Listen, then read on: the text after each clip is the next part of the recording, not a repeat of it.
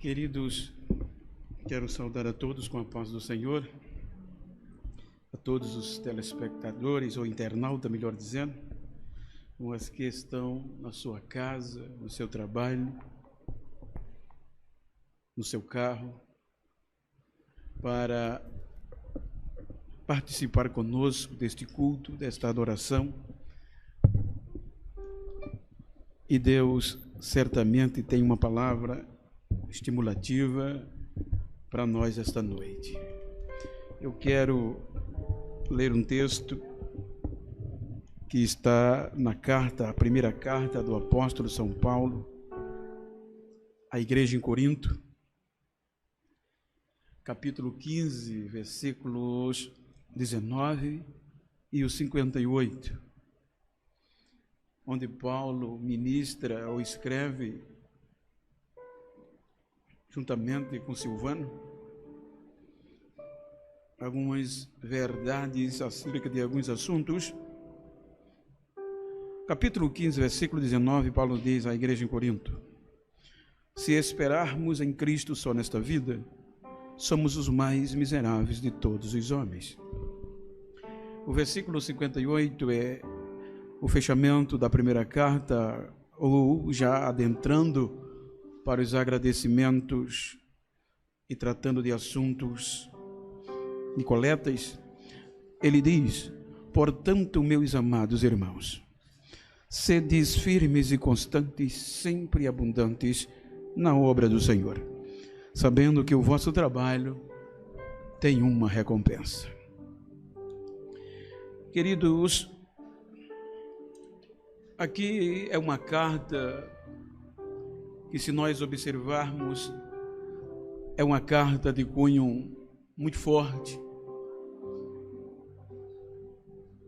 Quando Paulo veio a saber dos acontecimentos naquela igreja que revolucionou o continente, a Grécia, o continente europeu. Quando nós observamos, obviamente, quero pedir a vossa permissão para contextualizar. Os irmãos hão de convir que o apóstolo Paulo, estando ele na região ainda no continente asiático de Troade, quando ele teve a visão de um homem pedindo-lhe que ele atravessasse e fosse até a Macedônia, ou seja, na Europa, para ministrar, para ajudá-los com a palavra de Deus. Então Paulo, com Timóteo, Silas e alguns, partiram imediatamente para a Macedônia. E quando Paulo chega na Macedônia, os irmãos hão de convir que ele ministra a palavra de Deus em cerca de 3 cidades, Macedônia, Filipe e outras. E a perseguição por conta do poder do Evangelho foi tremendo. Paulo foi perseguido a ponto de ter que ir a Atenas para se refugiar, pois a perseguição duríssima nessas 3 cidades, Macedônia, o fez sofrer demais. Então a gente questiona, e eu que estava pensando, o quanto o poder do Evangelho nos estimula como um organismo vivo. E o organismo vivo é aquele que reage. E nenhum outro organismo reage tão bem e tão poderosamente feito o Evangelho de Cristo. Quando nós observamos um homem de um caráter espiritual como Paulo, e vivenciar em todas as cidades que passara um sofrimento, uma perseguição tal, qual o crime? A mensagem do Evangelho. A mensagem que Cristo salva, que Cristo batiza, que Cristo liberta e que Cristo ressuscitou. Então, se nós observarmos a ênfase da mensagem de Paulo em todas as passagens e as igrejas que ele pregou, era a ressurreição de Cristo. Então, Paulo, estando em Atenas, Era-lhe necessário descansar, tirar a aflição das perseguições, mas a Bíblia diz que ele é despertado aí a Corinto. Corinto é uma cidade grega. E quando Paulo sai de Atenas, que também é Grécia, ele vai para Corinto, dá um questionamento: será que Corinto vai me receber com as mesmas aflições das cidades da Macedônia? Então é quando ele parte para Corinto, e olha como o evangelho reage, preparando o terreno, o sistema para tempos de crise. Quando Paulo chega em Corinto, a Bíblia diz que, em primeiro lugar, ele procura se estabelecer para pregar a palavra, para falar deste Jesus. E nesta mesma cidade havia um casal que professavam também em tempos passados o judaísmo, que era Priscila e Áquila, que por conta que o imperador Cláudio, em seu período, ele expulsou todos os judeus de Roma. Então, com essa dispersão, Priscila e Áquila se estabeleceu em Corinto e sobreviviam do comércio e do contexto industrial. Vamos partir desse pressuposto, que trabalhavam construindo tendas. E quando Paulo chega em Corinto, os irmãos hão de convir que Corinto, segundo especulações, eu não vi o contexto demográfico, mas ela era cerca de 800 mil habitantes, uma cidade evolutiva, uma cidade que evoluiu para o crescimento, para o despontamento, por ser um ponto estratégico comercial. Mas Corinto tinha muitas orgias, tinha muitos pormenores pejorativos, e tinham crenças, estoicismos e estoicas, epicureus, pessoas que em toda aquela região da Grécia, alunos, discípulos de Zenão e de Epícuros, que justamente pregavam o contexto da filosofia, a arte de viver. Então é quando nós observamos que era uma cidade movimentada, uma cidade que até então não tinha visto de perto o poder do Evangelho de Cristo. Então Paulo se agrega para sobreviver com Priscila e Áquila, e ele vai construir tendas para sobreviver.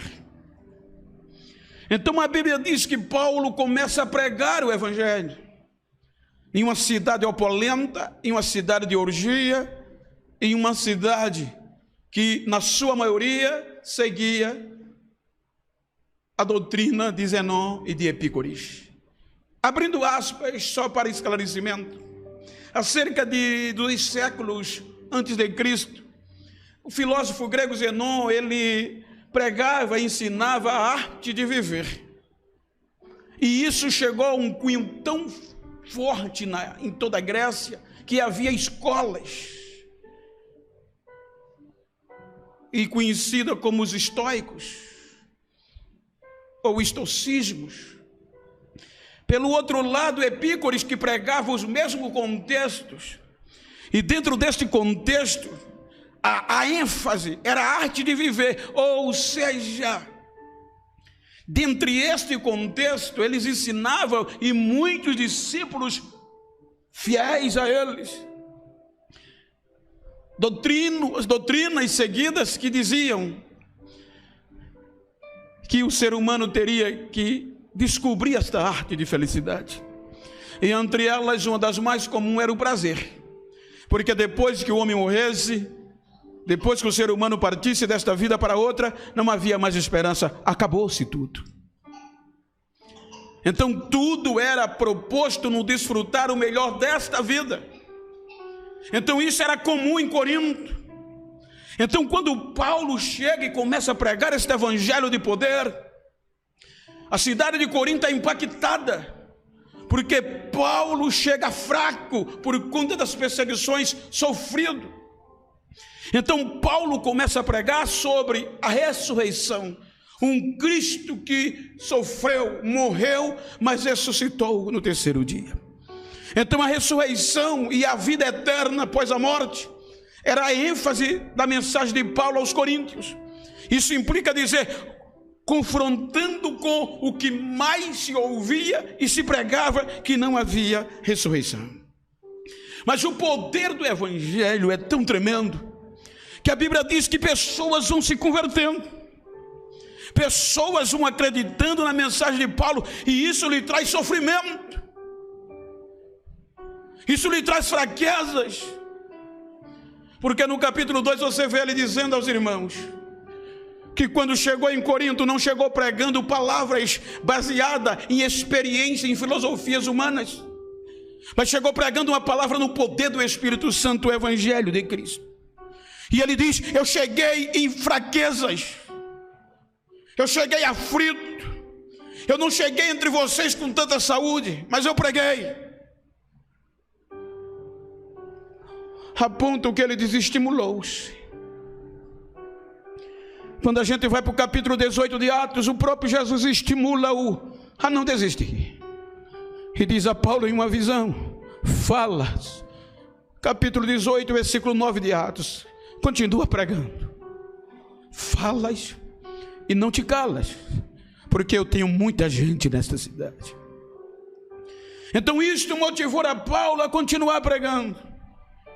Então, com a pregação e a insistência de Paulo, Corinto agora recebe uma igreja, é formada uma igreja em Corinto, que servia de exemplo para nós, uma igreja espiritual, uma igreja onde o poder do Evangelho era tremendo, onde a evidência deste poder era visível, era quase que palpável, era sentido, dons espirituais.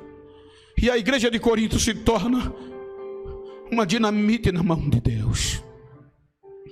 O apóstolo precisa sair. É a igreja que ele passa mais tempo nessa segunda viagem missionária, cerca de 1 ano e meio pregando esse Evangelho. Mas ele precisa sair. É preciso continuar a obra. A igreja já estava pronta. A igreja estava num dos maiores avivamentos. E Paulo continuou fazendo a missão.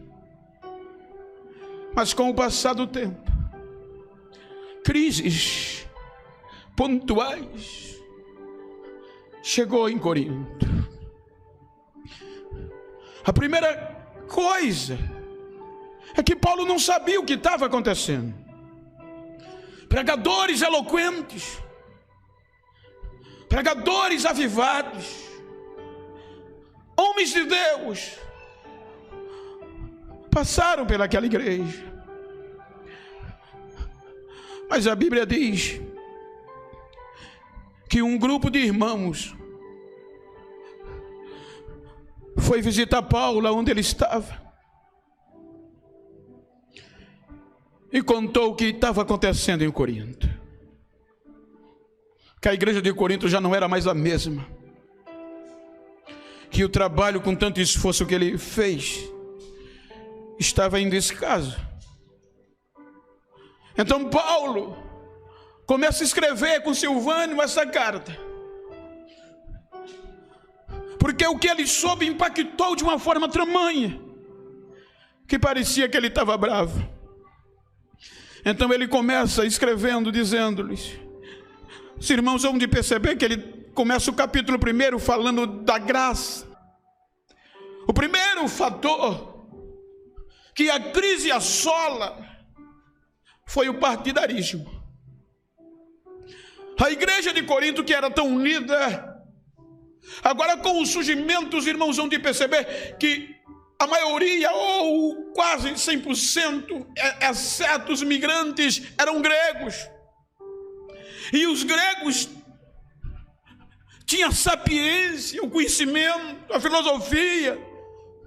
Desde os tempos de Paulo, os gregos já tinham uma mente mais aberta. É o princípio, era uma civilização organizada no conhecimento.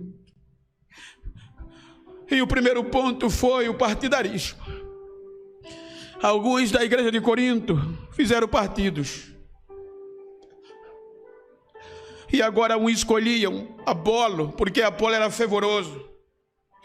Os cultos que Apolo pregava,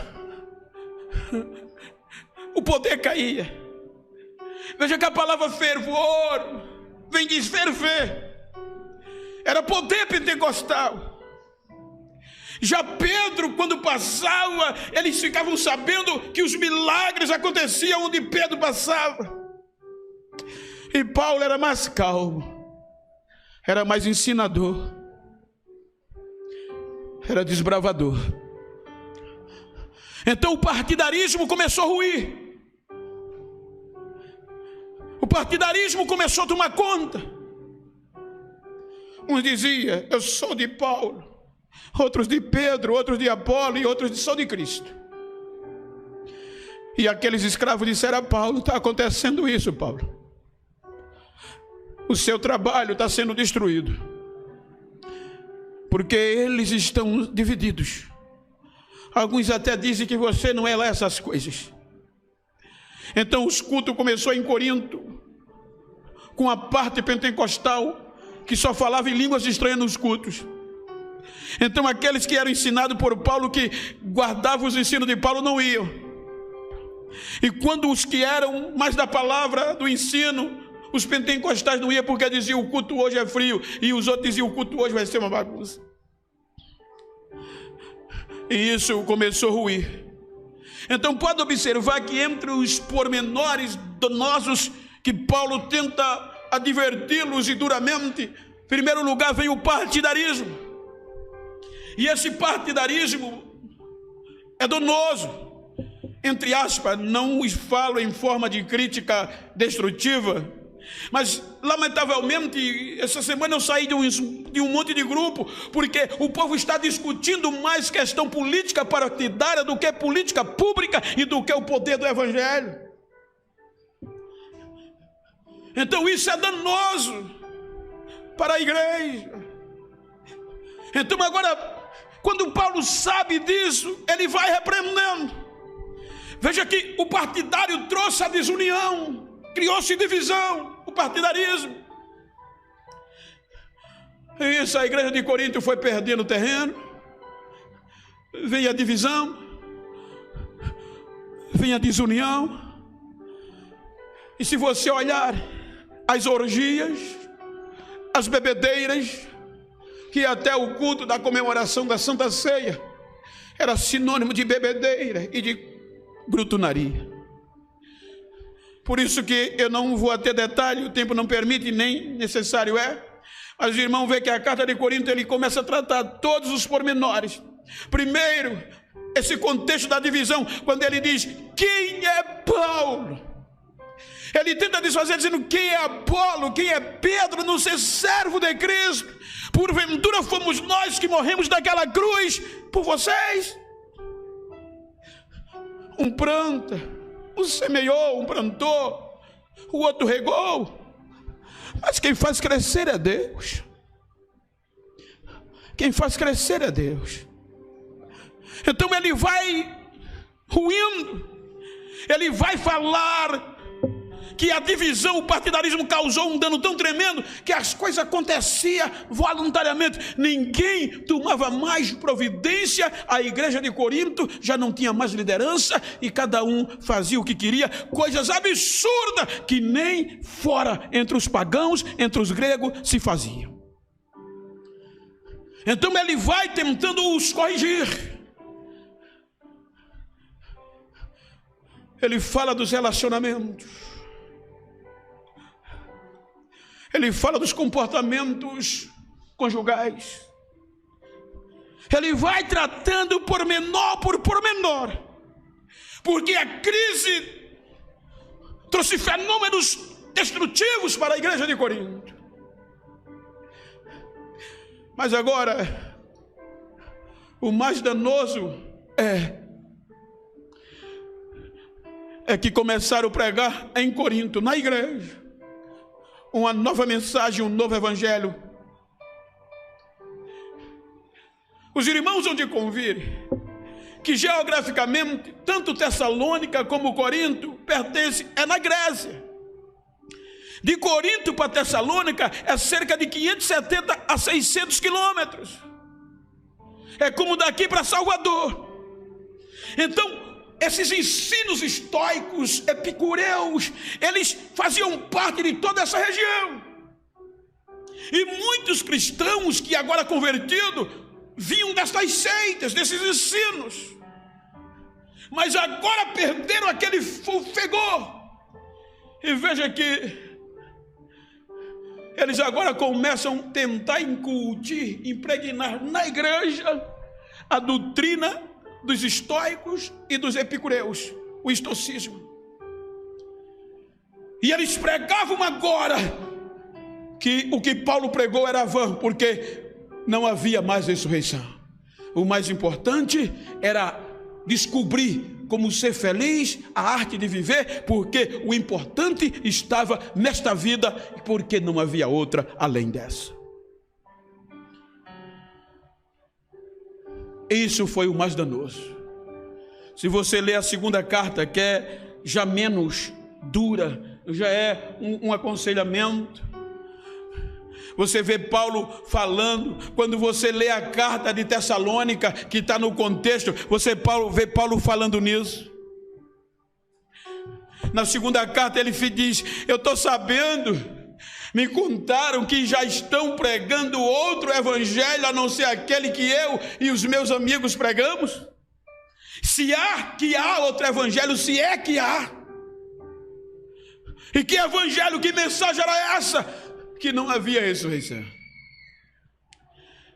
Que os irmãos em Corinto podiam desistir desta mensagem que Paulo pregou, e que eles creram que havia a esperança após a morte. Tudo tinha que ser focado nesta vida. Então os irmãos de Corinto, não na sua totalidade, mas uma grande parte, já não ligava mais para a mensagem do evangelho. Veja que Paulo diz na segunda carta, salvo engano, ele diz: olha, quem é que está pregando esta mensagem? Se eu chegar pregando outro evangelho além do que eu preguei, que é Cristo ressuscitado, se um anjo pregar ou qualquer outra pessoa pregar, é amaldiçoado, porque não há outra mensagem além da que já pregamos. Aí é quando chega o capítulo 15, ele vai entrando nos finais da primeira carta, e nesse contexto ele diz: olha, irmãos, eles estão ensinando entre vocês, vocês estão dando ouvido que não há ressurreição, que Cristo não ressuscitou e não há ressurreição de mortos. Mas se Cristo não ressuscitou, se não há, os homens não ressuscitam, então Cristo não ressuscitou. E se Cristo não ressuscitou, em vão é a vossa fé, é a vossa esperança. Em vão é o que nós pregamos. Mas a verdade é, irmãos, que Cristo está vivo, Cristo ressuscitou, diz ele. E se Cristo ressuscitou, a esperança. Porque, irmãos, se nós esperarmos em Deus, só nesta vida, somos os mais miseráveis de todos os homens. Então a crise não pode tirar essa esperança de nós. 2000 anos aproximadamente. Crises é comum no evangelho, mas ele sobrevive a todas elas. Então ele começa dizendo: irmãos, há esperança sim. Cristo está vivo. É o que nós pregamos. Creiam, acreditem. Porque ele diz: há ressurreição. Porque, irmãos, é necessário os de Adão para a morte, o de Cristo para a vida. Aí vocês estão perguntando: é verdade que não há ressurreição? Como é? Vai receber outro corpo? Ele disse: ó, tolos, vocês estão dando ouvido a loucos. Vejam a semente, por menor que ela seja, um grão. Ela, para ser renovada, para nascer de novo, ela não tem que primeiro morrer. E o que é mortal, é feio, ela morre para poder receber outro corpo e ser uma nova árvore. Ele diz: irmãos, é tão certo que a nossa vida não é baseada aqui. A nossa vida é no céu, de onde esperamos o nosso Cristo, aonde está a nossa morada. Eu vou dizer um segredo a vocês, irmãos, disse ele, um mistério, que nem todos morreremos e nem todos dormiremos, mas seremos transformados em um abrir e fechar de olhos, antes da última trombeta tocar. Os que já dormem, os que já morreram em Cristo, ressuscitarão primeiro, e depois os que estiverem vivos serão transformados no abrir e fechar de olhos. Nós encontraremos com Ele e subiremos ao Senhor. Então, irmãos, isto que é corruptível, porque a corruptibilidade não pode habitar onde está a incorruptibilidade. Então, quando este corpo que é corruptível se revestir da incorruptibilidade, este corpo que é meramente mortal se revestir do imortal, então vai cumprir o que está escrito: tragada foi a morte na vitória. A morte predominava, tragada foi a morte na vitória. Isso implica dizer: nós vamos cantar, nós vamos gritar, porque já somos incorruptível, e o nosso grito vai ser: aonde está a morte, a tua teu aguilhão? Aonde está o inferno, a tua vitória? O aguilhão da morte é o pecado, e a força do pecado é a lei, mas graças a Deus por Jesus Cristo, que nos deu vitória. Portanto, meus amados irmãos, não desistam, continuem firmes, avantes na obra de Deus, sabendo que mesmo em meio à crise o vosso trabalho não é vão no Senhor. Eu estou com cerca de 40 dias em casa. Hoje, por volta das 6 horas, eu recebi uma ligação. Era da cidade de Encarnação, no Paraguai. E a irmã missionária ligou para mim, perguntou no WhatsApp: pastor, eu posso ligar para o senhor? Pode. E ela começou a dizer: há quanto tempo o senhor veio no Paraguai? Eu disse: já tem uns 4 anos. Ela disse: não, pastor, essa semana o senhor veio aqui. Mas como? Ela disse: eu estava sofrendo há muitos dias de uma dor de cabeça incontrolável, não passava. Eu achava que ia morrer, e uma noite eu tive uma revelação.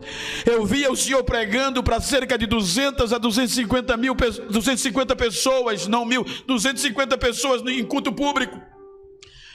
E aí o senhor veio aqui e me chamava e dizia: Deus hoje está te curando dessa enfermidade, você não vai mais sofrer esta dor. Então ela disse: pastor, quando eu acordei no dia seguinte não tinha mais dor de cabeça. Passou o dia, eu não senti mais dor de cabeça, e eu estou ligando para agradecer. O senhor esteve aqui. Ou seja, em tempo de crise, o evangelho de Cristo está vivo, o evangelho de Cristo ainda faz a diferença. Então, meus amados irmãos, se nós esperarmos em Deus só nesta vida, parece antagônico o que eu vou dizer, mas o evangelho, se você ler a história, é a base de crises. Mas em todas as crises ela sobreviveu, ele sobreviveu. Então não desistam em meio a crises, continuem firmes. Não deixe que tirem, a crise tire a nossa fé. Pois a trombeta a qualquer momento soará e a recompensa virá. Forças Não desista, pois a outra vida é bem melhor. Lá não haverá mais crises, lá não haverá mais dor, lá não haverá mais dia nem noite, lá não haverá sol. A claridade será o próprio Deus, a quem nós servimos e de quem nós somos. Então a mensagem desta noite é: firmes e constantes, abundantes, transbordantes na obra do Senhor, sabendo que há esperança e que antes de nós muitas outras gerações sobreviverão crises maiores do que essa, crises que a própria vida lhe eram tiradas. Soberano Deus e eterno Pai, aonde estiver um filho e uma filha tua, Senhor, querendo desanimar, querendo desistir, acreditando em vãs palavras e em decepções, que o Senhor renove as suas forças, que o Senhor renove a sua vida e mostre que nesta vida é passageira para aqueles que estão em Cristo. A nossa missão aqui é pregar o amor, este evangelho vivo e nada mais. A nossa pátria não é aqui. Na nossa pátria, aqui nós somos emigrantes, Senhor. E às vezes não temos direitos, porque a nossa pátria não é aqui. O nosso passaporte não é daqui. Mas a nossa pátria é maior do que isto aqui. Então renove os teus filhos, renove a tua igreja, em nome de Jesus. Que Deus os abençoe, amados.